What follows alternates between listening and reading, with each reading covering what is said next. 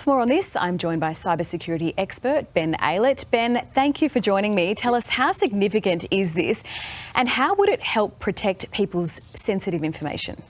This is very significant, Lizzie. We are actually starting to coordinate everything on a national level, which I think is a great thing, because in the past, it hasn't really been that great. Now, how this is going to protect people's information is that we're going to start setting up frameworks. We're going to start seeing coordination on a national level where we're starting to hold companies accountable when it comes to holding private information.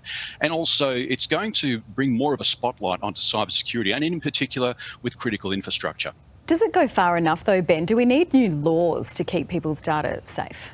Yeah, absolutely. We do need new laws. So it has been demonstrated where, say, with the Optus breach, that the breach was significant, but it looked like that the penalties handed out in response to that were nowhere near a big enough stick to have companies sit up and take notice. So the changes that we've seen in the pipeline in regards to legislation and penalties with just poor cybersecurity hygiene and poor hygiene when it comes to keeping people's private information safe, we've got some good changes coming along, and it should be getting businesses to sit up and start to take notice.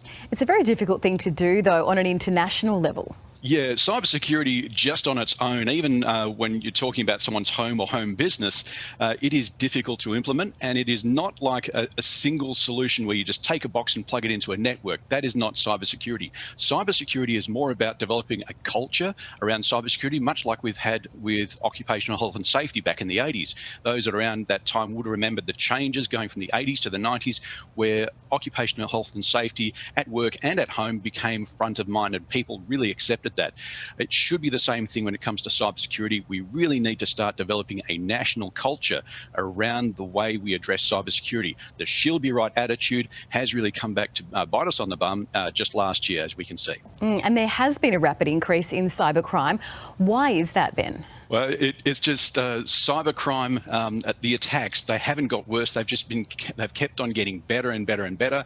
The cybercrime market itself has really matured very quickly, where we've got specialised teams and services, and they all sort of work together like this massive marketplace. And cybercrime has never been easier to commit.